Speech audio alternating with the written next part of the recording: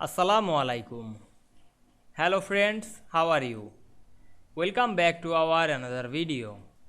In this video, I am going to show you how to insert text outline in Microsoft Word.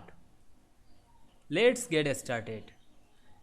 Firstly, we have to open a Word document. Then we want to insert text outline in this document. Firstly, insert some text.